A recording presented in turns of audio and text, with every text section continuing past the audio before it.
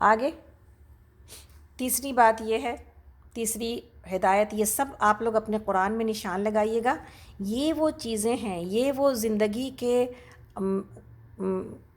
وہ راستے ہیں جن پر چلے بغیر، جن پر عمل کیے بغیر ایک انسان اللہ کی نظر میں جو ہے وہ معتبر نہیں ہو سکتا۔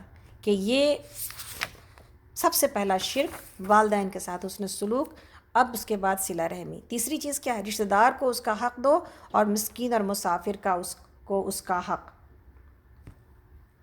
تو رشتہ دار کو اس کا حق، اور صلہ رحمی کے بارے میں کیا چیز ہے؟ صلہ رحمی کے بارے میں یہی ہے کہ صلہ رحمی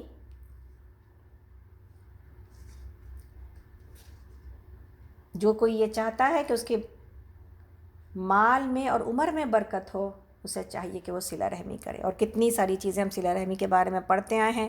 دیکھنے کا معاملہ یہ ہے کہ ہم میں سے ہر کوئی اپنے رشتہ داریوں کو دیکھے کہ ہم کہاں کہاں رشتہ داروں کو تکلیف دے رہے ہیں، یا کہاں کہاں پر نعوذ باللہ اگر تکلیف ہے تو پھر اس سے رکا جائے، اور اگر ہم ان کا حق ادا کر رہے ہیں تو احسان کا معاملہ کیا جائے۔ اسی طرح چوتھی چیز یہ کہ فضول خرچی نہ کرو۔ فضول خرچ لوگ شیطان کے بھائی ہیں، اور شیطان اپنے رب کا ناشکرا ہے۔ صلہ رحمی ہو ہی نہیں سکتی، یا اللہ کے راستے میں دینا ہو ہی نہیں سکتا اگر انسان فضول خرچی پہ ڈل جائے۔ فضول خرچ ہونا تو پھر لاکھوں کمائے، لاکھوں کا کچھ پتہ نہیں چلتا۔ اور اگر اللہ رب العالمین دل کے اندر جو ہے وہ اللہ کا خوف اور جو مال ہے وہ اس کو اللہ کی امانت سمجھنے کی توفیق عطا کرے، تو تھوڑے سے مال میں بھی برکت آتی ہے، اور وہ تھوڑا سا مال بھی بہت ساری جگہ پہنچ جاتا ہے۔ اس لیے انسان ہر دفعہ یہی نہ سوچے کہ بہت زیادہ مال ہوگا تو اللہ کے راستے میں دیں گے۔ بہترین صدقہ اس کو کہا گیا کہ جس کی ضرورت انسان کو خود ہو، اور پھر انسان اسے جو ہے وہ اپنی ضرورت کو روک کر اللہ کے راستے میں دے دے، یا کسی کی مدد کرنے کے لیے دے دے۔ تو فضول خرچی کے بارے میں یہ ہے کہ دو چیزوں سے اللہ رب العالمین نے منع کیا ہے، ایک ہے اسراف اور ایک ہے تبذیر۔ اسراف یہ ہے کہ جائز کاموں میں ضرورت سے زیادہ خرچ کرنا، اور تبذیر یہ ہے کہ ناجائز کاموں میں خرچ کرنا۔ تو نبی صلی اللہ علیہ وسلم کے پاس ایک شخص نے آ کر کہا تھا کہ میں مالدار آدمی ہوں اور اہل و عیال اور کنبے قبیلے والا ہوں، تو مجھے بتائیے کہ میں کیا روش اختیار کروں، مجھے کیسے چلنا چاہیے؟ آپ نے فرمایا اپنے مال کی زکوٰۃ الگ کر، اس سے تو پاک اور صاف ہو جائے گا۔ اپنے رشتہ داروں سے سلوک کر، سائل کا حق پہنچاتا رہ، اور پڑوسی اور مسکین کا بھی۔ اور اس نے کہا رسول اللہ صلی اللہ علیہ وسلم اور تھوڑے الفاظ میں پوری بات سمجھا دیجیے۔ آپ نے فرمایا قرابت داروں، مسکینوں اور مسافروں کا حق ادا کر، اور بیجا خرچ نہ کر۔ اس نے کہا حسبی اللہ۔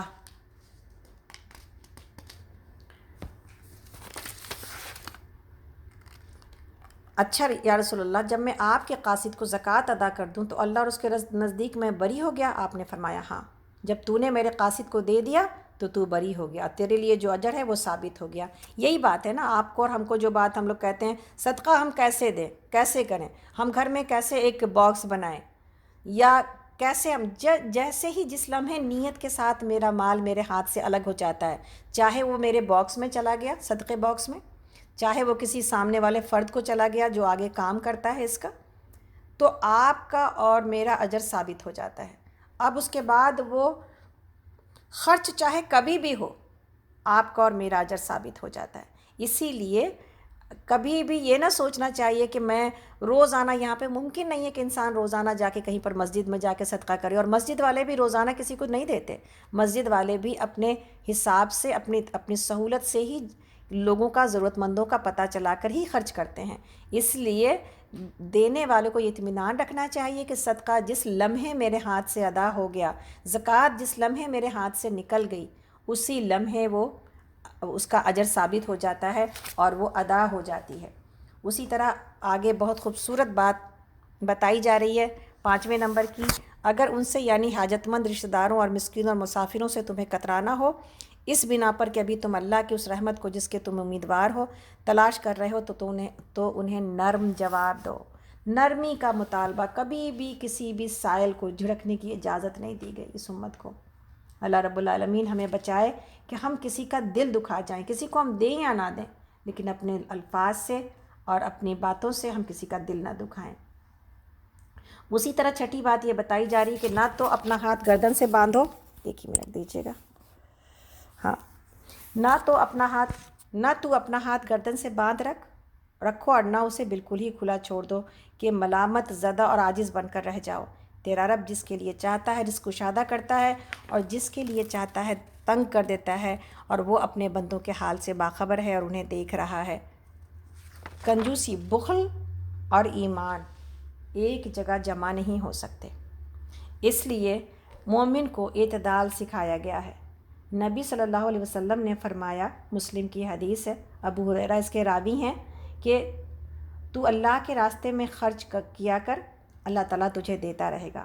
اور بخاری اور مسلم میں ہے کہ نبی صلی اللہ علیہ وسلم نے فرمایا کہ ہر صبح 2 فرشتے آسمان سے اترتے ہیں۔ یہ حدیث آپ کو ہم کئی ایک دفعہ سنا چکے ہیں، دوبارہ سے سنیے۔ کیوں صبح صبح صدقہ دیا جائے گا؟ اپنے گھر میں ہی کم سے کم $1 کیوں نکالا جائے گا؟ اس حدیث کے اجر کو اور اس کی دعا کو لینے کے لیے۔ کیا ہے یہ کہ ہر صبح 2 فرشتے آسمان سے اترتے ہیں، ایک دعا کرتا ہے اللہ سخی کو بدلہ دے، اور دوسرا دعا کرتا ہے بخیل کا مال تلف کر، یعنی بخیل کے مال میں سے برکت اٹھا لے۔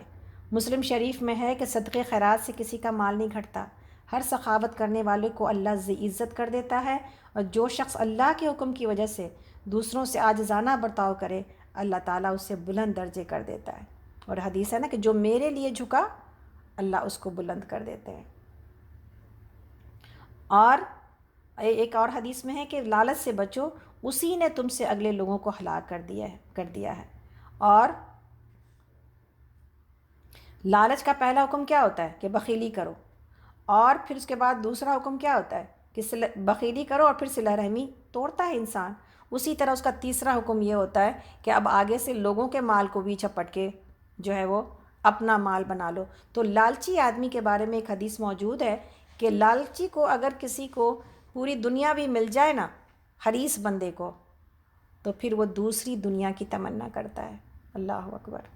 اور اللہ کے نبی صلی اللہ علیہ وسلم نے کہا کہ ایسی حرص والے بندے کا، ایسے لالچی کا منہ تو صرف قبر کی مٹی ہی بھر سکتی ہے، اس کا دل تو بھرتا ہی نہیں ہے کبھی بھی۔ تو اللہ رب العالمین ہمیں اس سے بچائے کہ ہم بخل کریں، اور اس سے بچائے کہ ہم لالچی ہو جائیں۔ اللہ تعالیٰ ہمیں اپنے کم مال میں سے بھی دینے والا بنا دے، آمین یا رب العالمین۔ اور اللہ تعالیٰ ہمیں اعتدال کے ساتھ جینے کی توفیق عطا کرے۔ اللہ تعالیٰ آگے فرماتے ہیں، اس وقت ہم 7 نمبر جو ہے حکم کے اوپر ہے کہ اپنی اولاد کو افلاس کے اندیشے سے قتل نہ کرو، ہم انہیں بھی رزق دیں گے اور تمہیں بھی، در حقیقت ان کا قتل ایک بہت بڑی خطا ہے، اور زنا کے قریب نہ پھٹکو، وہ بہت برا فعل ہے اور بڑا ہی برا راستہ ہے۔ زنا کے قریب نہ پھٹکو۔ یہاں پر اولاد کا قتل کس طرح ہوتا ہے؟ جب انسان اپنے اولاد کے بارے میں جب اس کو خبر ملتی ہے اور پھر اس کے بعد انسان اس کو ابورٹ کرا دیتا ہے، یہ بھی اولاد کا قتل ہی ہے۔ اسی طرح اولاد کا قتل یہ ہے کہ انسان جو ہے وہ اپنے لیے اس بات کو محسوس کرے کہ کوئی بھی چیز کے یا تو اس کی پرورش نہیں کی جا سکتی یا پھر اس کا بوجھ نہیں اٹھایا جا سکتا۔ اللہ تعالیٰ کہتے ہیں یہی وہ فکر ہے جس کی وجہ سے انسان اولاد کو قتل کرتا ہے، اس کو اس دنیا میں آنے نہیں دیتا۔ اور بعض اوقات ہم نے یہ بات پہلے بھی بتائی ہے کہ لوگ یہ کہتے ہیں کہ جس وقت تک جان نہیں پڑی اس وقت تک شاید فیٹس کو شاید جو ہے وہ واش کرایا جا سکتا ہے۔ یہ بات صحیح نہیں ہے، اگر اسے چھوڑا جاتا تو پھر وہ ایک زندہ انسانی بچے کی شکل میں نمودار تو ہوتا نا۔ تو یہ اولاد کا قتل ہی ہے، اس سے بچنا چاہیے اور سب کچھ اللہ کے اوپر چھوڑنا چاہیے۔ جو روح اللہ نے ہمارے پاس لکھی ہے نا، اس نے آ کے رہنا ہے، لیکن ہم اس کو قتل کر کے اس کی قتل میں جو ہے نا، اس کے قتل سے اپنے ہاتھوں کو نہ رنگے۔ پھر ہمارے لیے اس پڑھے لکھے دور میں اور اس جہالت والے دور میں کہ جب بیٹیوں کو زندہ دفن کر دیا جاتا تھا، کیا فرق رہ گیا۔ اللہ تعالیٰ 8ویں بات یہ کہتے ہیں کہ زنا کے قریب نہ پھٹکو۔ اور اللہ اکبر، زنا کے بارے میں ہے نبی صلی اللہ علیہ وسلم نے فرمایا کہ شرک کے بعد کوئی گناہ زناکاری سے بڑھ کر نہیں ہے کہ آدمی اپنا نطفہ کسی ایسے رحم میں ڈالے جو اس کے لیے حلال نہیں ہے۔ اور ایک اور جگہ پر حدیث میں ہے کہ اللہ رب العالمین کو سب سے زیادہ جس چیز کے اوپر حیا اور غیرت آتی ہے وہ یہ کہ اس کے غلام زنا کریں۔ تو آپ یہ دیکھیں کہ دنیا میں جو اب صورتحال ہے اس میں اس کو روکنا اور اس کو برا سمجھنا بھی بہت ہی مشکل بات ہے کہ یہ اتنا عام ہو گیا کہ یہ باضابطے اس کو ایک فیشن اور ایک کلچر بنا دیا گیا ہے، نعوذ باللہ من ذالک۔ اللہ تعالی ہم سب کو، ہماری اولادوں کو بچا کے رکھے، آمین۔ 9ویں چیز یہ بتائی جا رہی ہے کہ قتل نفس کا ارتکاب نہ کرو، یعنی انسانی جان کو قتل نہ کرو جسے اللہ نے حرام کیا ہے مگر حق کے ساتھ، اور جو شخص مظلومانہ قتل کیا گیا ہو اس کے ولی کو ہم نے قصاص کے مطالبے کا حق عطا کیا ہے، پس چاہیے کہ وہ قتل میں حد سے نہ گزرے، اس کی مدد کی جائے گی۔ تو قتل کرنے سے منع کیا گیا، اور مگر حق کے ساتھ آپ سب کو پتہ ہے کہ 3 چیزیں ہیں کہ جس کے ذریعے سے قتل کو 3 باتوں میں حلال کیا گیا ہے کہ یا تو اس نے کسی کو قتل کیا ہو، یا شادی شدہ ہو پھر زنا کیا ہو، یا دین کو چھوڑ کر دوسرے دین کو اختیار کر لیا ہو۔ اور سنن میں ہے کہ دنیا کا فنا ہو جانا، یہ بات بہت امپورٹنٹ ہے، یاد رکھیے گا کہ کس طرح قتل کو اللہ رب العالمین نے کس درجے اللہ نے اس کو منع کیا اور کس سختی کے ساتھ منع کیا، اور اللہ کو یہ عمل کتنا ناپسند ہے۔ سنن میں ہے کہ ساری دنیا کا فنا ہو جانا اللہ کے نزدیک ایک مومن کے قتل سے زیادہ آسان ہے۔ ساری دنیا کا فنا ہو جانا اللہ کے نزدیک ایک مومن کے قتل سے زیادہ آسان ہے۔ تو پھر جو مسلمانوں کا قتل مسلمان کرتے ہیں یا کوئی دوسرا کرتا ہے تو آپ دیکھیں کہ پھر معاملہ کس درجے کا سنگین ہے۔ پھر کیوں ہم یہ پوچھیں کہ دنیا پہ عذاب کیوں آتا ہے۔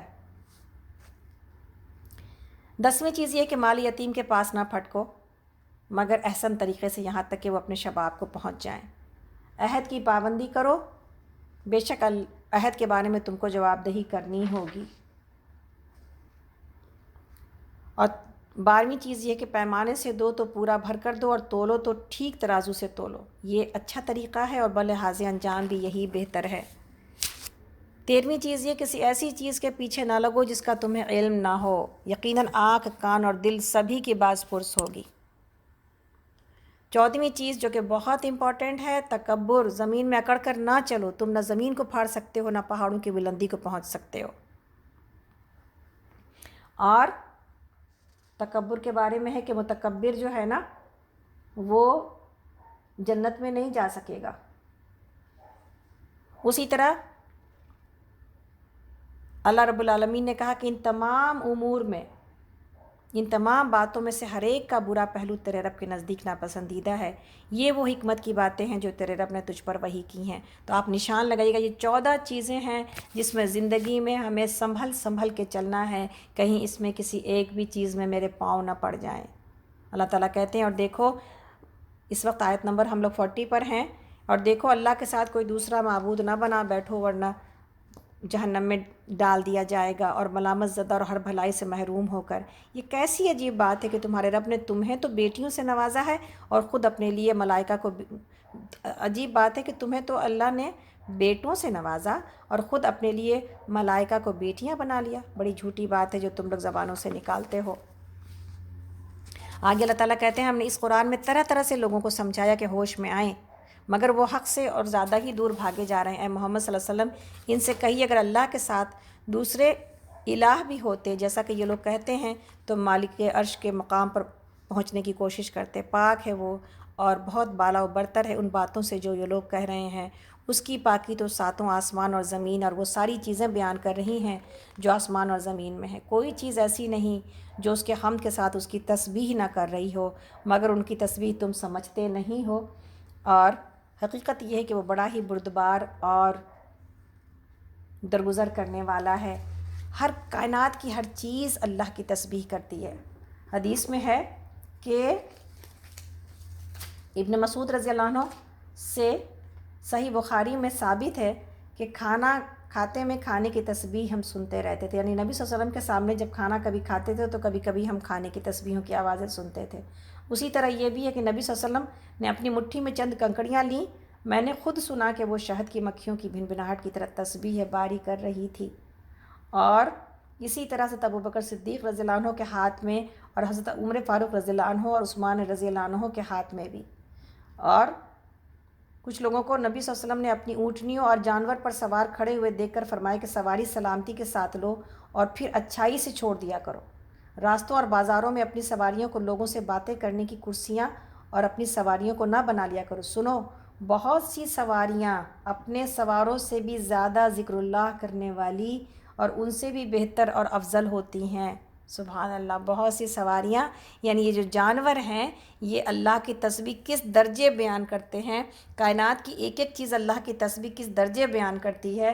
یہ ہے وہ اللہ کی مخلوق جو اللہ کی تسبیح سے کبھی بھی جو ہے وہ غفلت نہیں اختیار کرتی ہے۔ ہم ہیں وہ اشرف المخلوقات جن کو کہ شرف عطا کیا گیا، اور ہماری تسبیح اور ہماری تذکیر اور ہمارا ذکر اللہ کس درجے ہے۔ سنن نسائی میں ہے کہ نبی صلی اللہ علیہ وسلم نے فرمایا کہ آپ نے میڈک کو مارنے کو منع فرمایا اور فرمایا کہ اس کا بولنا تسبیح الہی ہے۔ اور حدیث میں ہے کہ لا الہ الا اللہ کا کلمہ اخلاص کہنے کے بعد کسی کی نیکی قابل قبول ہوتی ہے، اور الحمدللہ کا کلمہ شکر ہے، اس کا نہ کہنے والا اللہ کا ناشکرہ ہے۔ اللہ اکبر زمین اور آسمان کی فضا کو بھر دیتا ہے، اور سبحان اللہ کا کلمہ مخلوق کی تسبیح ہے۔ اللہ نے کسی مخلوق کو تسبیح اور نماز کے اقرار سے باقی نہیں چھوڑا۔ جب کوئی لا حول ولا قوت الا باللہ پڑھتا ہے تو اللہ تعالیٰ فرماتا ہے کہ میرا بندہ مطیع ہوا اور مجھے سونپا۔ تو یہ ہے تسبیح کی بہت بڑی فضیلتیں، ہم پہلے بھی پڑھا ہے لیکن دوبارہ سے کہ اللہ رب العالمین کی تسبیح ہماری زبانوں پر جاری اور ساری ہونی چاہیے، تاکہ ہم اللہ کے اس خاص طور پر خوبصورت مہینے میں ہم اپنی یہ عادت بنا لیں انشاءاللہ تعالیٰ کہ چلتے پھرتے ہمارے لیے یہ تسبیح جاری اور ساری ہو۔ اللہ تعالیٰ ہماری زبانوں پر اپنے ذکر کو جاری اور ساری کر دیں، آمین۔ آگے اللہ تعالیٰ فرماتے ہیں جب تم قرآن پڑھتے ہو، اس وقت ہم لوگ آیت نمبر 45 پر ہیں، تو ہم تمہارے اور آخرت پر ایمان لانے والوں کے درمیان ایک پردہ حائل کر دیتے ہیں اور ان کے دلوں پر ایسا غلاف چڑھا دیتے ہیں کہ وہ کچھ نہیں سنتے، اور ان کے کانوں میں گرانی پیدا کر دیتے ہیں، اور جب تم قرآن میں اپنے ایک ہی رب کا ذکر کرتے ہو تو وہ نفرت سے منہ موڑ لیتے ہیں۔ ہمیں معلوم ہے کہ جب وہ کان لگا کر تمہاری بات سنتے ہیں تو دراصل کیا سنتے ہیں، اور جب بیٹھ کر باہم سرگوشیاں کرتے ہیں تو کیا کہتے ہیں۔ یہ ظالم آپس میں کہتے ہیں کہ یہ تو ایک سحر زدہ یعنی مجنون آدمی ہے جس کے پیچھے تم لوگ جا رہے ہو۔ دیکھو کیسی باتیں ہیں جو یہ لوگ تم پر چھاڑتے ہیں، یہ بھٹک گئے ہیں، انہیں راستہ نہیں ملتا۔ حدیث میں ہے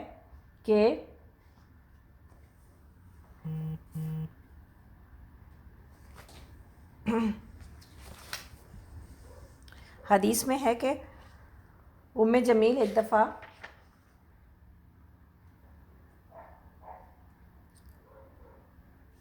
ایک منٹ دیجیے گا، آپ کو بتاتے ہیں۔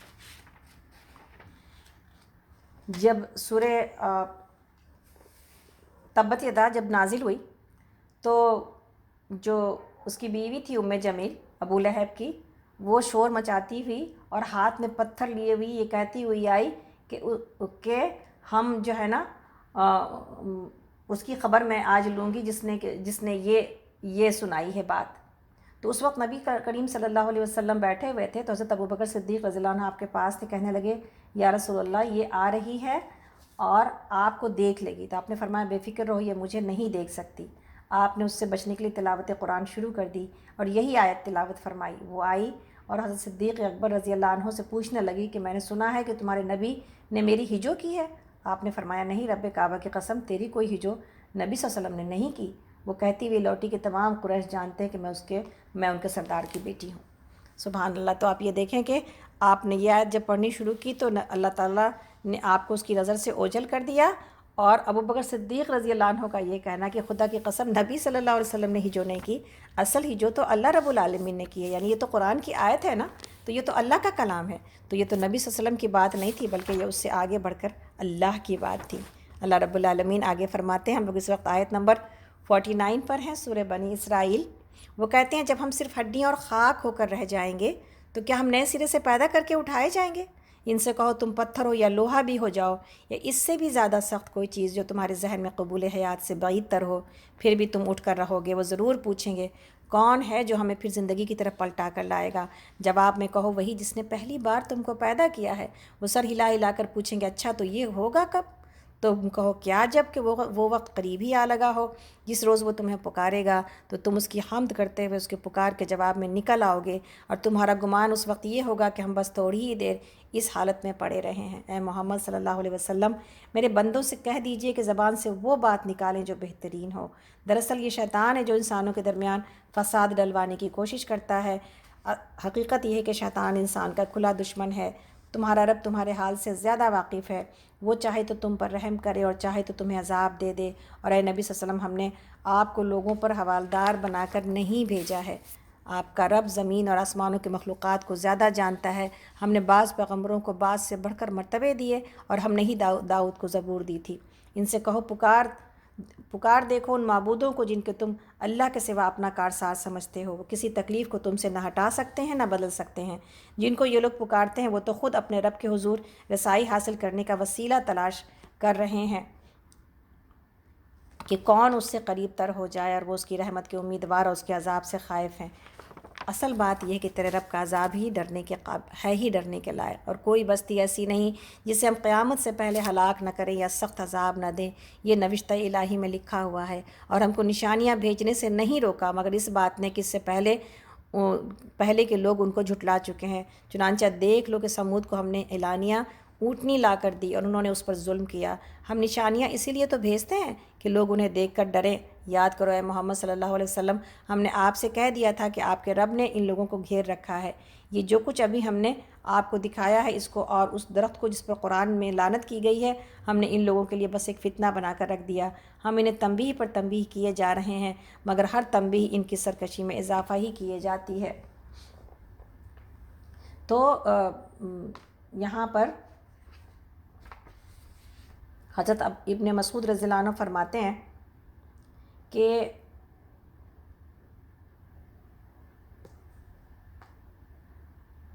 عبداللہ ابن مسعود رضی اللہ عنہ کے زمانے میں کوفے میں زلزلہ آیا۔ کوئی عذاب یا فتنہ یا کوئی آزمائش آتی ہے تو کیا کرنا چاہیے؟ یہ اللہ کی نشانیاں ہیں، اسے سمجھنا چاہیے۔ یہ بات اس آیت میں بتائی جا رہی ہے، اور پہلے اگر ہم کو یہ بات نہیں سمجھ میں آتی تھی، لیکن اب انشاءاللہ تعالی ہم یہ بات بہت اچھی طرح سمجھتے ہیں کہ کس طرح آزمائشوں سے اللہ تعالیٰ اپنے جو ہے بندوں کو اپنی طرف متوجہ کرانا چاہتے ہیں کہ اب وہی ایک ذات ہے جو آپ کو اور ہم کو بچا سکتی ہے کسی بھی مصیبت سے۔ تو عبداللہ ابن مسعود رضی اللہ عنہ کہتے ہیں کہ ان کے زمانے میں کوفے میں زلزلہ آیا تو آپ نے فرمایا اللہ تعالیٰ چاہتا ہے کہ تم اس کی جانب جھکو، تمہیں فوراً اس کی طرف متوجہ ہو جانا چاہیے۔ یہ ہوتا ہے مقصد کسی بھی آزمائش کا۔ حضرت عمر رضی اللہ عنہ کے زمانے میں مدینہ شریف میں کئی بار جھٹکے محسوس ہوئے تو آپ نے فرمایا واللہ تم نے ضرور کوئی نئی بات کی ہے، یعنی عوام الناس سے کہا کہ تم نے ضرور کوئی ایسی بات کی ہے جس کی وجہ سے یہ جھٹکا آیا ہے۔ دیکھو اب اگر ایسا ہوا تو میں تمہیں سخت سزائیں دوں گا۔ تو بخاری اور مسلم کی حدیث میں ہے کہ آپ نے فرمایا سورج اور چاند اللہ کی نشانیوں میں سے دو نشانیاں ہیں، ان میں سے کسی کی موت اور حیات سے گرہن نہیں لگتا، بلکہ اللہ تعالیٰ ان سے اپنے بندوں کو خوفزدہ کر دیتا ہے۔ جب تم یہ دیکھو تو ذکر اللہ، دعا اور استغفار کی طرف جھک پڑو۔ اے امت محمد، واللہ اللہ سے زیادہ غیرت کرنے والا کوئی نہیں کہ اس کے لونڈی اور غلام زناکاری کریں۔ اے امت محمد، واللہ جو میں جانتا ہوں اگر تم جانتے تو بہت کم ہنستے اور بہت زیادہ روتے۔ اللہ اکبر۔ اللہ تعالیٰ آگے فرماتے ہیں، اس وقت ہم لوگ آیت نمبر 61 پر ہیں، سورہ بنی اسرائیل پارہ نمبر 15۔ اور یاد کرو جب کہ ہم نے ملائکہ سے کہا کہ آدم کو سجدہ کرو تو سب نے سجدہ کیا مگر ابلیس نے نہ کیا۔ اس نے کہا میں اس کو سجدہ کروں جسے تو نے مٹی سے بنایا ہے؟ پھر وہ بولا دیکھو تو صحیح کیا اس قابل تھا کہ تو نے اسے مجھ پر فضیلت دی؟ اگر تو مجھے قیامت کے دن تک مہلت دے تو میں اس کی پوری نسل کی بے کنی کر ڈالوں۔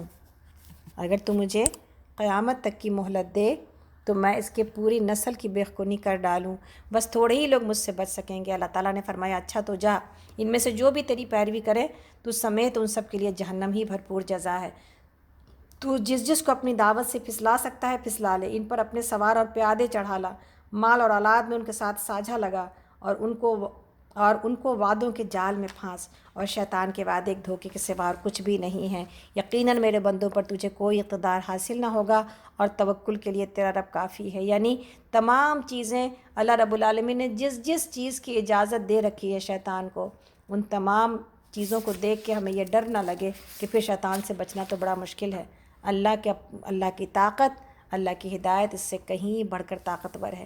اس لیے اللہ رب العالمین نے کہا کہ میرے بندے، تو اصل بات کیا ہے کہ اگر اللہ کے بندے بننے کی ہم کوشش کریں تو اللہ رب العالمین جو ہے وہ ہماری ہر طرح سے حفاظت کرتے ہیں۔ اور کتنی چیزیں شیطان سے بچنے کی ہمیں بتائی گئی ہیں، بشرطے کہ ہم یہ یاد رکھیں کہ ایک دشمن ہے جو میرے خواہشات کے پردے میں آتا ہے، اور جو مجھے آرام کے پردے میں آتا ہے، جو مجھے اپنے فائدے کے پردے میں آتا ہے، اور پھر مجھے اللہ رب العالمین سے بہت دور لے جاتا ہے۔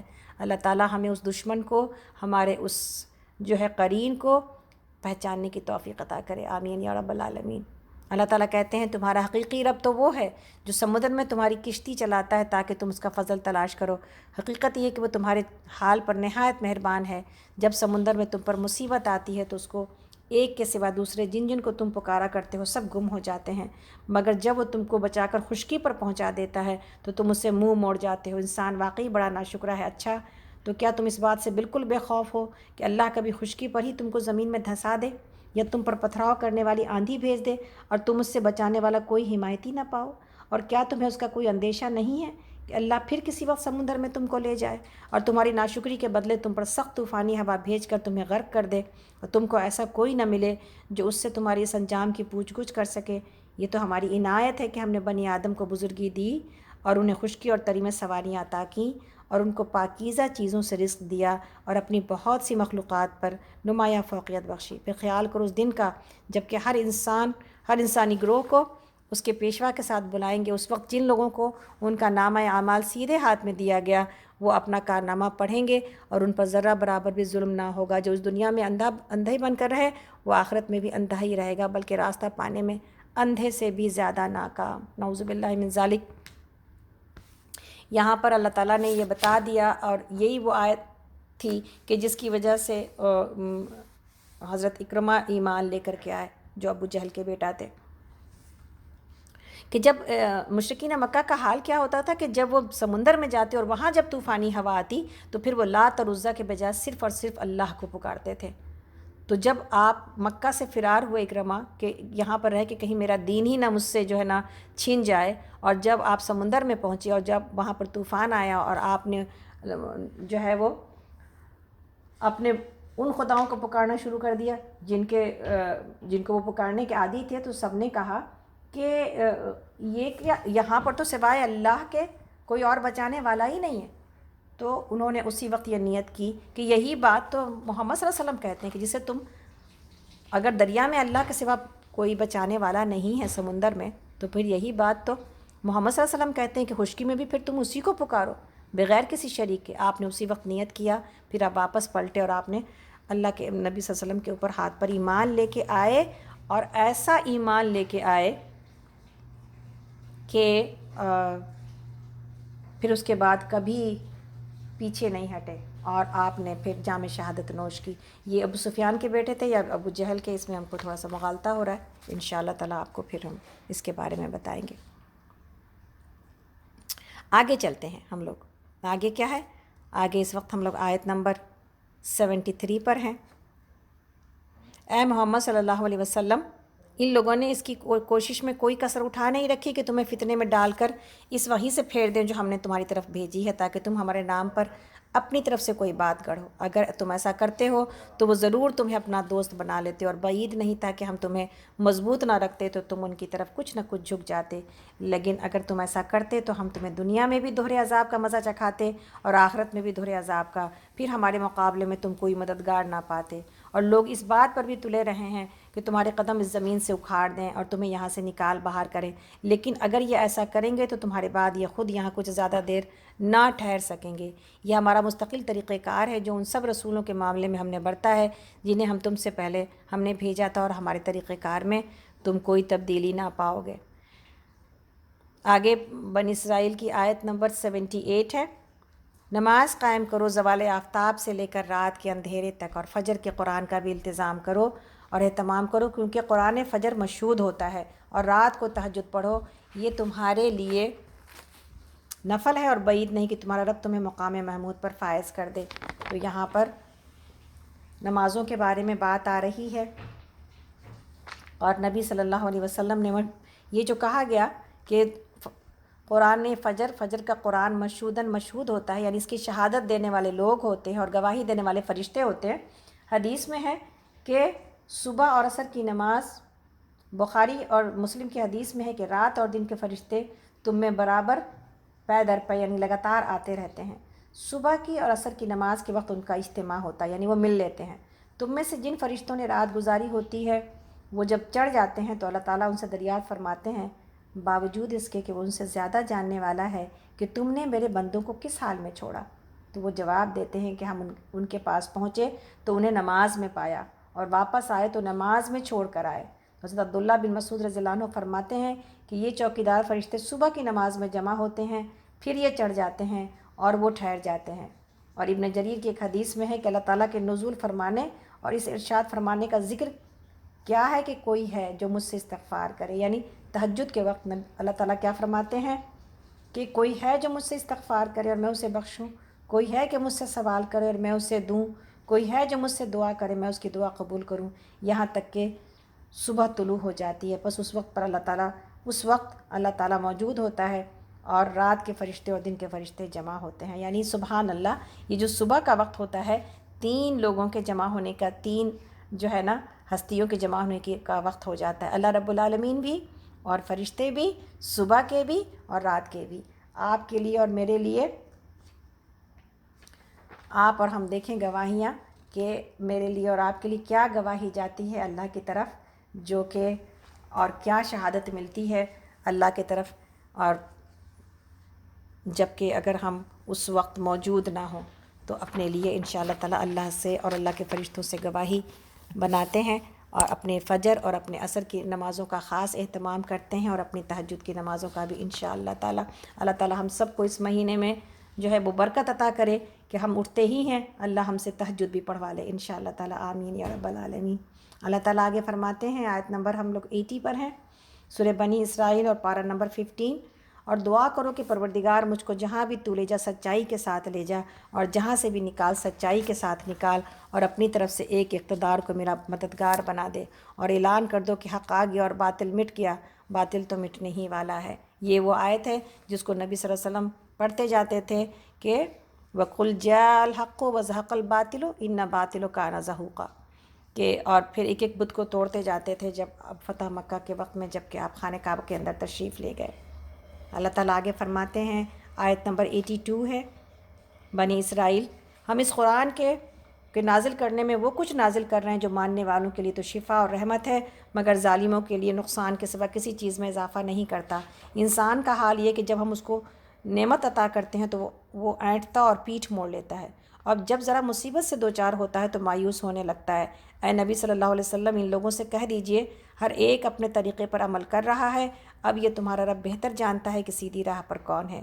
اور یہ لوگ آپ سے روح کے متعلق پوچھتے ہیں، کہو یہ روح میرے رب کے حکم سے آتی ہے، مگر تم لوگوں نے علم سے کم ہی بہرا پایا ہے۔ اور اے محمد صلی اللہ علیہ وسلم، ہم چاہیں تو وہ سب کچھ آپ سے چھین لیں جو ہم نے وحی کے ذریعے سے آپ کو عطا کیا ہے، پھر آپ ہمارے مقابلے میں کوئی حمایتی نہ پاؤ گے جو اسے واپس دلا سکے۔ یہ تو جو کچھ آپ کو ملا ہے آپ کے رب کی رحمت سے ملا ہے، حقیقت یہ ہے کہ اس کا فضل آپ پر بہت بڑا ہے۔ کہہ دیجئے کہ اگر انسان اور جن سب مل کر اس قرآن جیسی کوئی چیز لانے کی کوشش کریں تو نہ لا سکیں گے، چاہے وہ سب ایک دوسرے کے مددگار ہی کیوں نہ ہوں۔ اور ہم نے اس قرآن میں لوگوں کو طرح طرح سے سمجھایا، مگر اکثر لوگ انکار ہی پر جمے رہے، اور انہوں نے کہا ہم تیری بات نہ مانیں گے جب تک کہ تو ہمارے لیے زمین کو پھاڑ کر ایک چشمہ جاری نہ کر دے، یا تیرے لیے کھجور اور انگوروں کا ایک باغ پیدا ہو اور تو اس میں نہریں رواں کر دے، یا تو آسمان کو ٹکڑے کر کے ہمارے اوپر گرا دے جیسا کہ تیرا دعویٰ ہے، یا اللہ اور فرشتوں کو ہمارے آمنے سامنے لے آ، یا تیرے لیے سونے کا ایک گھر بن جائے، یا تو آسمان پر چڑھ جائے، تیرے چڑھنے کا ہم یقین نہ کریں گے جب تک کہ تو ہمارے اوپر ایک ایسی تحریر نہ اتار لائے جسے ہم پڑھیں۔ اے محمد صلی اللہ علیہ وسلم ان سے کہیے پاک ہے میرا پروردگار، کیا میں ایک پیغام لانے والے انسان کے سوا اور بھی کچھ ہوں؟ یہ وہ سارے مطالبے تھے جو کہ مشرکین مکہ نبی صلی اللہ علیہ وسلم کے ساتھ کرتے تھے۔ آیت نمبر 94 میں ہے بنی اسرائیل کے کہ لوگوں کے سامنے جب کبھی ہدایت آئی تو اس پر ایمان لانے سے ان کو کسی چیز نے نہیں روکا مگر ان کے اسی قول نے کہ کیا اللہ نے بشر کو پیغمبر بنا کر بھیج دیا؟ ان سے کہو اگر زمین میں فرشتے اطمینان سے چل پھر رہے ہوتے تو ہم ضرور آسمان سے کسی فرشتے ہی کو ان کے لیے پیغمبر بنا کر بھیجتے۔ اے محمد صلی اللہ علیہ وسلم ان سے کہہ دیجئے کہ میرے اور تمہارے درمیان بس ایک اللہ کی گواہی کافی ہے، وہ اپنے بندوں کے حال سے باخبر ہے اور سب کچھ دیکھ رہا ہے۔ جس کو اللہ ہدایت دے وہی ہدایت پانے والا ہے، اور جسے وہ گمراہی میں ڈال دے تو اس کے سوا ایسے لوگوں کے لیے تو کوئی حامی اور ناصر نہیں پا سکتا۔ ان لوگوں کو ہم قیامت کے روز اوندھے منہ کھینچ لائیں گے، اندھے، گونگے اور بہرے، ان کا ٹھکانہ جہنم ہے، جب کبھی اس کی آگ دھیمی ہونے لگے گی ہم اسے اور بھڑکا دیں گے۔ نعوذ باللہ۔ یہ بدلہ ہے ان کی اس حرکت کا کہ انہوں نے ہماری آیات کا انکار کیا اور کہا کیا جب ہم صرف ہڈیاں اور خاک ہو کر رہ جائیں گے تو نئے سرے سے ہم کو پیدا کر کے اٹھا کھڑا کیا جائے گا؟ کیا ان کو یہ نہ سوجھا کہ جس اللہ نے زمین اور آسمانوں کو پیدا کیا ہے وہ ان جیسوں کو پیدا کرنے کی ضرور قدرت رکھتا ہے، اس نے ان کے حشر کے لیے ایک وقت مقرر کر رکھا ہے جس کا آنا یقینی ہے، مگر ظالموں کو اصرار ہے کہ وہ اس کا انکار ہی کریں گے۔ اے محمد صلی اللہ علیہ وسلم ان سے کہیے اگر کہیں میرے رب کی رحمت کے خزانے تمہارے قبضے میں ہوتے تو تم خرچ ہونے کے اندیشے سے ضرور ان کو روک رکھتے۔ واقعی انسان بڑا تنگ دل واقع ہوا ہے۔ ہم نے موسیٰ علیہ السلام کو 9 نشانیاں عطا کی تھیں جو صاف طور پر دکھائی دے رہی تھیں۔ اب یہ تم خود بنی اسرائیل سے پوچھ لو کہ جب موسیٰ علیہ السلام ان کے پاس آئے تو فرعون نے یہی کہا تھا نا کہ اے موسیٰ میں سمجھتا ہوں کہ تو ضرور ایک سحر زدہ آدمی ہے۔ موسیٰ نے ان کے جواب میں کہا کہ تو خوب جانتا ہے کہ یہ بصیرت افروز نشانیاں رب السماوات والارض کے سوا کسی نے نازل نہیں کی ہیں۔ میرا خیال ہے کہ اے فرعون تو ضرور ایک شامت زدہ آدمی ہے۔ آخرکار فرعون نے ارادہ کیا کہ موسیٰ اور بنی اسرائیل کو زمین سے اکھاڑ پھینکے، مگر ہم نے اس کو اور اس کے ساتھیوں کو اکٹھا غرق کر دیا، اور اس کے بعد بنی اسرائیل سے کہا کہ اب تم زمین میں بسو، پھر جب آخرت کے وعدے کا وقت ان پر آن پورا ہوگا تو ہم تم سب کو ایک ساتھ لا حاضر کریں گے۔ اس قرآن کو ہم نے حق کے ساتھ نازل کیا ہے اور حق کے ساتھ یہ نازل ہوا ہے، اور اے محمد صلی اللہ علیہ وسلم آپ کو ہم نے اس کے سوا کسی کام کے لیے نہیں بھیجا کہ جو مان لے اسے بشارت دے دیجئے اور جو نہ مانے اسے متنبع کر دیجئے۔ اس قرآن کو ہم نے تھوڑا تھوڑا کر کے نازل کیا تاکہ آپ ٹھہر ٹھہر کر اسے لوگوں کو سنائیے، اور اسے ہم نے بتدریج اتارا ہے۔ اے محمد صلی اللہ علیہ وسلم ان لوگوں سے کہہ دیجئے کہ تم اسے مانو یا نہ مانو۔ جن لوگوں کو اس سے پہلے علم دیا گیا انہیں جب یہ سنایا جاتا ہے تو وہ منہ کے بل سجدے میں گر جاتے ہیں اور پکار اٹھتے ہیں پاک ہے میرا رب، اس کا وعدہ تو پورا ہونا ہی تھا، اور وہ منہ کے بل روتے ہوئے گر جاتے ہیں اور اسے سن کر ان کا خشوع اور بڑھ جاتا ہے۔ اے نبی صلی اللہ علیہ وسلم ان سے کہیے اللہ کہہ کر پکارو یا رحمان کہہ کر، جس نام سے بھی پکارو اس کے لیے سب اچھے ہی نام ہیں، اور اپنی نماز نہ بہت زیادہ بلند آواز سے پڑھو نہ بہت پست آواز سے، ان دونوں کے درمیان اوسط درجے کا لہجہ اختیار کرو اور کہو تعریف ہے اس اللہ کی جس نے نہ کسی کو بیٹا بنایا اور نہ ہی کوئی بادشاہی میں اس کا شریک ہے، اور نہ وہ عاجز ہے کہ کوئی اس کا پشتبان ہو، اور اس کی بڑائی بیان کرو کمال درجے کی بڑائی۔ تو یہاں پر بنی اسرائیل سورہ ختم ہوتی ہے اور سجدہ تھا۔ ہم لوگ انشاءاللہ تعالی سجدہ مکمل کر کے انشاءاللہ سورہ کہف کی طرف چلیں گے۔ جزاکم اللہ خیرا کثیرا واحسن الجزا۔ آپ سب لوگ اپنی اپنی جگہ سجدہ کر لیجئے۔ جمعہ کے دن اگر اس کو پڑھا جائے تو پھر یہ دوسرے جمعہ تک اس کے ساتھ ایک نور ہوتا ہے، اور اس کے پڑھنے سے گھر میں سکینت اور برکت نازل ہوتی ہے۔ یعنی اس کے سورہ کہف جس کے معنی غار کے ہیں، اور اس میں اصحاب کہف کا واقعہ بیان کیا گیا ہے، اور اس کی 10 آیتیں، اور آخری کی شروع کی 10 آیتیں اور آخری کی 10 آیتیں، اس لیے دونوں 10 آیتیں یاد ہونی چاہیے۔ جن لوگوں کو یاد نہیں ہے شروع کی 10 آیتیں اور آخری کی 10 آیتیں، دونوں 10 آیتوں کو یاد کریں تاکہ ہر جمعہ کو اس کی تلاوت ہو سکے، اور پوری سورہ کہف کو بھی پڑھنے کی کوشش کریں انشاءاللہ تعالی جمعہ کے دن، تاکہ نور حاصل ہو سکے، اور اس کے پڑھنے سے سکینت حاصل ہوتی ہے۔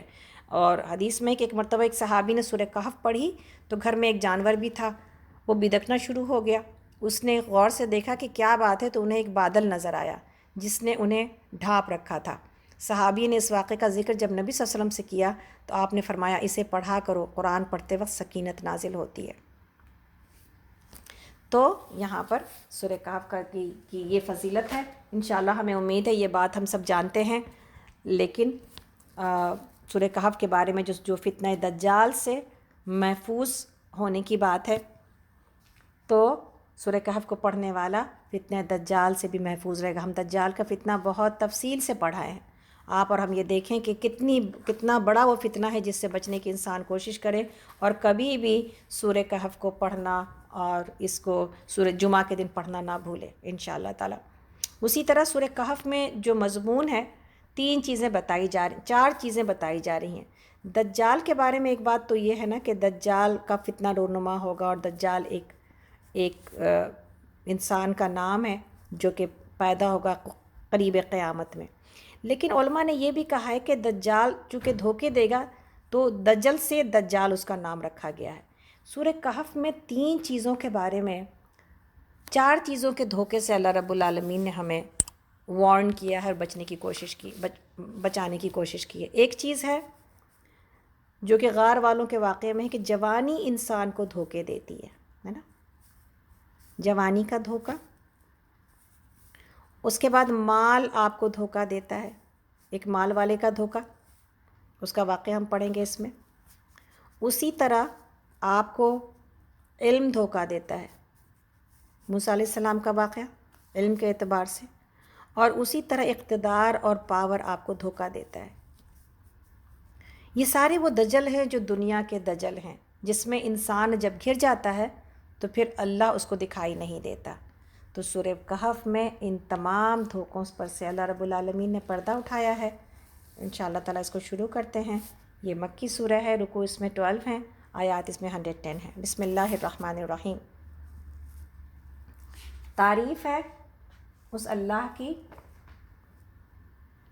جس نے اپنے بندے پر یہ کتاب نازل کی اور اس میں کوئی ٹیڑھ نہیں رکھی، ٹھیک سیدھی بات کہنے والی کتاب، تاکہ وہ لوگوں کو اللہ کے سخت عذاب سے خبردار کر دے اور ایمان لا کر نیک عمل کرنے والوں کو خوشخبری دے دے کہ ان کے لیے اچھا اجر ہے جس میں وہ ہمیشہ رہیں گے، اور ان لوگوں کو ڈرا دے جو یہ کہتے ہیں کہ اللہ نے کسی کو بیٹا بنایا ہے۔ اس بات کا انہیں کوئی علم ہے اور نہ ان کے باپ دادا کو تھا۔ بڑی بات ہے جو ان کے منہ سے نکلتی ہے، وہ محض جھوٹ بکتے ہیں۔ اچھا تو اے محمد صلی اللہ علیہ وسلم، شاید آپ ان کے پیچھے غم کے مارے اپنی جان ہی کھو دینے والے ہیں اگر یہ تعلیم پر ایمان نہ لائے۔ واقعہ یہ ہے کہ جو کچھ سر و سامان بھی زمین پر ہے، اس کو ہم نے زمین کی زینت بنایا ہے تاکہ ان لوگوں کو آزمائیں ان میں کون بہتر عمل کرنے والا ہے۔ آخرکار اس سب کو ہم ایک چٹیل میدان بنا دینے والے ہیں۔ نبی صلی اللہ علیہ وسلم کا دکھ اور تکلیف کہ یہ آپ کو اس بات کا دکھ کم تھا کہ آپ کے ماننے والے اور ایمان لانے والوں کو تکلیف دی جا رہی ہے، آپ کو اس بات کا دکھ زیادہ تھا کہ کیسے اپنی قوم کو اس گمراہی سے نکالیں کہ جس گمراہی کا نتیجہ تباہی اور عذاب الہی ہے۔ تو اس وجہ سے، اور حدیث میں ہے بھی کہ میری اور تم لوگوں کی مثال اس شخص کی سی ہے جس نے آگ جلائی روشنی کے لیے، مگر پروانے ہیں کہ اس میں ٹوٹے پڑتے ہیں اور جل جانے کے لیے۔ وہ کوشش کرتا ہے کہ کسی طرح آگ سے بچیں، مگر پروانے اس کی ایک نہیں چلنے دیتے۔ ایسا ہی حال میرا ہے کہ میں تمہیں دامن پکڑ کر کھینچ رہا ہوں اور تم ہو کہ آگ میں گرے پڑتے ہو۔ یہ بخاری اور مسلم کی حدیث ہے۔ میرے پاس اذان ہو رہی ہے تو انشاءاللہ تعالی ہم لوگ اذان کے بعد آگے چلیں گے۔ جزاکم اللہ خیرا کثیرا العالمین۔ تو آگے جانے سے پہلے جو ضروری باتیں ہیں وہ یہ ہے کہ جیسا کہ آپ سب دیکھ رہے ہیں کہ ہم لوگ یہاں پر تلاوت نہیں کرتے قرآن کی، تو تلاوت قرآن پھر رہتا ہے آپ کے ذمے اور میرے ذمے، ہے نا۔ ہمیں امید ہے کہ اب رمضان میں آپ سب نے اپنی تلاوت جیسے کر رہے ہوں گے، اور ہم کرتے ہی ہیں۔ کرنے کا کام کیا ہے اس سال رمضان میں کرنے کا کام یہ ہے کہ ہم جتنی بھی تلاوت کرتے تھے اپنی ٹارگٹ کو تھوڑا سا بڑھا لیں انشاءاللہ۔ کوئی ایک قرآن مکمل کرتا تھا تو وہ 2 کرے، کوئی 2 کرتا تھا تو 3 کرے۔ تو اپنی تلاوت کے ٹارگٹ کو تھوڑا سا بڑھائیں، کوئی ٹارگٹ لیں ہم انشاءاللہ تعالی۔ ٹارگٹ یہ ہونا چاہیے کہ ہم تلاوت کتنی، الحمدللہ ایک دور قرآن سے تو ہم گزر رہے ہیں نا، تو دور قرآن کے اعتبار سے ایک خوشی جب دعا کی ہم لوگ حاصل کریں گے کہ الحمدللہ اللہ تعالیٰ نے یہ محنت کروا لی اور ہم یہ کر سکے، اور اللہ کا بہت کرم ہے کہ اس نے یہ خدمت لے لی ہم سے اور ہم پورے قرآن سے گزر سکے، یہ اتنی بڑی خوشی ہے اور یہ اتنی بڑی سعادت ہے جس کو حاصل کرنے کی کوشش کرنی چاہیے۔ میری آپ تمام لوگوں سے گزارش ہے جو لیٹ جوائن کرتے ہیں اس پروگرام کو، ہم نے کتنے لوگوں کو دیکھا 1 بجے جوائن ہوتا ہے، آج صبح میں شروع میں ہم یہ بات رکھ رہے تھے، دوبارہ اس لیے کہ اب آپ لوگ ماشاءاللہ موجود ہیں۔ 1 بجے جوائن کرنا، کیا دور قرآن کا حق ادا کر پا رہے ہیں ہم لوگ؟ جو لوگ 1 بجے جوائن کر رہے ہیں، 2 گھنٹہ گزرنے کے بعد بچا کیا اب؟ آدھے گھنٹے کی بات، پھر کیا دعا میں ہم یہ خوشی لے سکیں گے کہ ہم دور قرآن کو ہم نے اسی طرح مکمل کیا کہ جس کی خوشی ہمارے دل کو ہو کہ الحمدللہ ہم یہ محنت کر سکے؟ رمضان میں کم سے کم اپنی نیند کے اوپر تھوڑا سا قابو پانا چاہیے ہمیں۔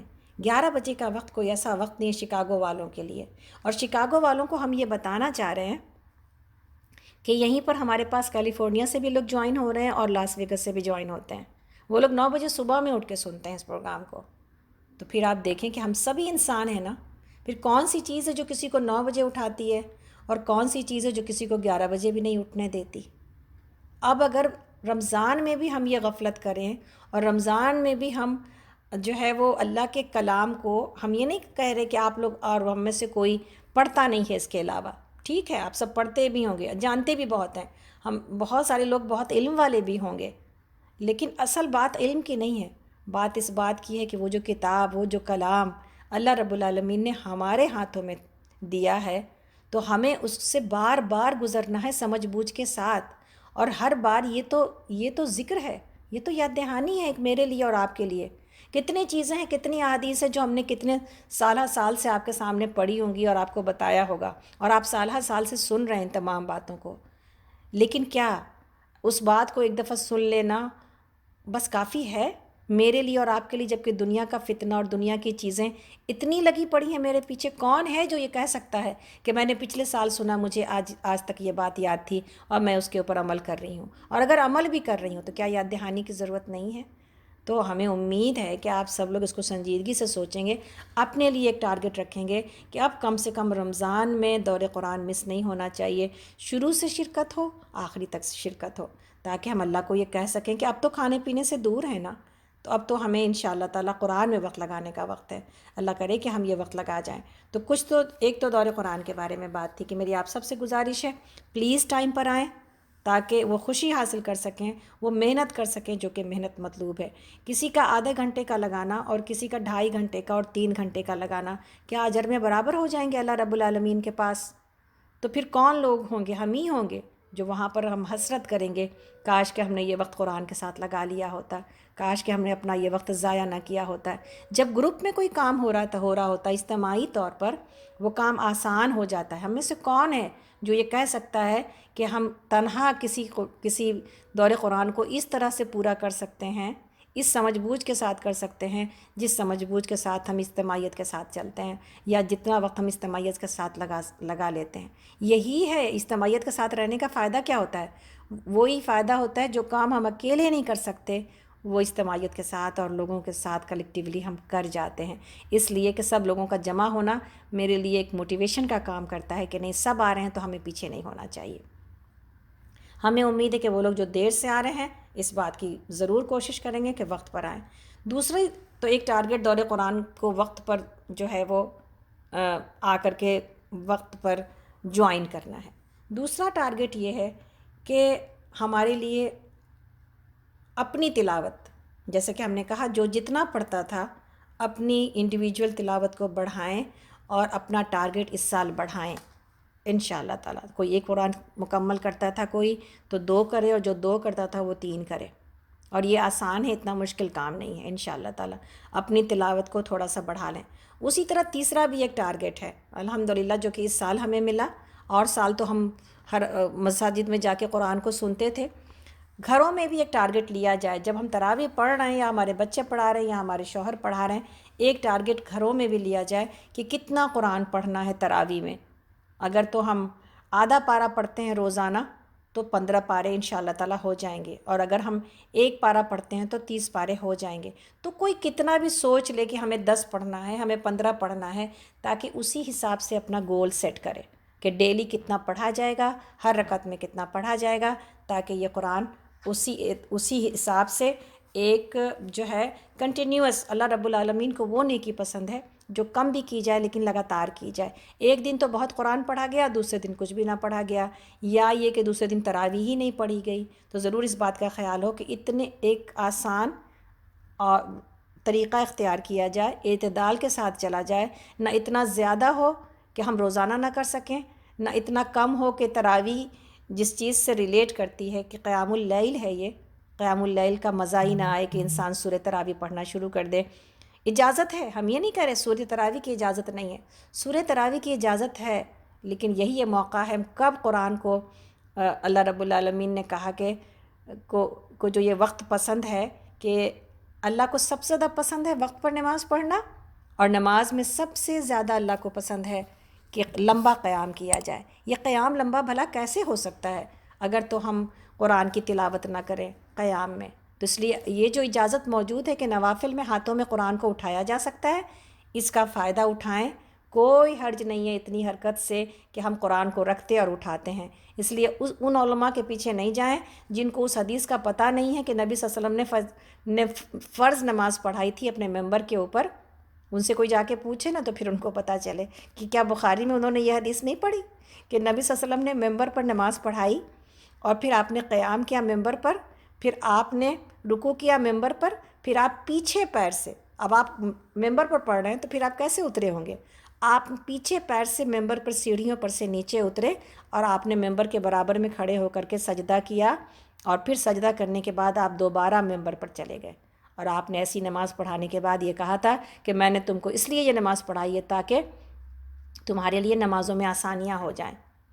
تو اب یہ جو علماء ہیں جو ہمیں کہتے ہیں پتھر کے بن جاؤ اور بالکل نہ ہلو، انہوں نے شاید صحیح بخاری نہیں پڑھی، یا یہ کہ اگر پڑھی ہے تو اس کو سمجھا نہیں ہے۔ اللہ تعالیٰ ہم تمام لوگوں کی سمجھ بوجھ میں اضافہ کرے کہ ہم جب اللہ کے نبی کی کوئی بات سنیں اور دیکھیں اور پڑھیں تو اللہ کرے کہ ہم اپنے علم سے بڑھ کر اللہ کے نبی کے عمل کو جو ہے وہ لوگوں کے اللہ کے نبی صلی اللہ علیہ وسلم کے اندر عمل کے اندر جو آسانیاں ہیں نا امت کے لیے، اس آسانی کا راستہ نہ بند کریں پلیز۔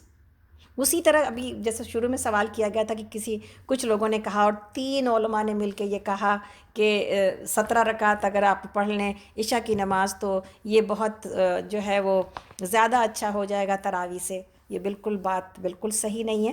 تراویح قیام اللیل ہے، اور قیام اللیل کا ہی مقصد سے پڑھی جاتی ہے، اور اس کا بہت سارا اجر و ثواب موجود ہے۔ کبھی کسی نے کہا کہ اگر آپ 17 رکعت نماز پڑھتے ہیں تو کہیں پر کوئی حدیث موجود ہے کہ 17 رکعت نماز پڑھنے والے کے لیے رات بھر کی نماز کا ثواب موجود ہے؟ نہیں ہے نا۔ لیکن اگر کوئی تراویح پڑھتا ہے امام کے پیچھے اور پھر وتر پڑھتا ہے امام کے پیچھے، اس کے لیے حدیث موجود ہے۔ حدیث کیا موجود ہے؟ جس کسی نے قیام اللیل کو مکمل کیا امام کے پیچھے، اس کو پوری رات کے قیام کا ثواب دیا جاتا ہے، اس کو پوری رات کے قیام کا ثواب دیا جاتا ہے۔ انشاءاللہ جو ہماری آپا کا سوال تھا اس کا جواب ان کو مل گیا ہوگا کہ وہ تراویح کیوں پڑھیں، اور 17 رکعت نماز اور تراویح میں کیا فرق ہے۔ انشاءاللہ ہمیں امید ہے کہ یہ کلیئر ہوگی بات، اور اللہ تعالیٰ ہمارے علماء کو صحیح ہدایت عطا کرے، تاکہ ایک بات جو کہ اجماع سے ثابت ہے، اور اس وقت امت تراویح اپنے گھروں میں پڑھنے کے لیے اب یہ نئی بات آ رہی ہے کہ جی 17 نماز پڑھ لیں تو یہ زیادہ بہتر ہے بجائے تراویح کے، لیکن یہ بات صحیح نہیں ہے۔ تراویح کا جو اجر و ثواب ہے وہ اپنی جگہ پر مختلف ہے۔ ہاں، کوئی منع نہیں کرتا کہ انسان 17 پڑھ کے تراویح نہ پڑھے، 17 پڑھا جا سکتا ہے، لیکن اتنا ممکن نہیں ہے کہ ڈیلی بیسس پر کوئی انسان اتنا کام کرے۔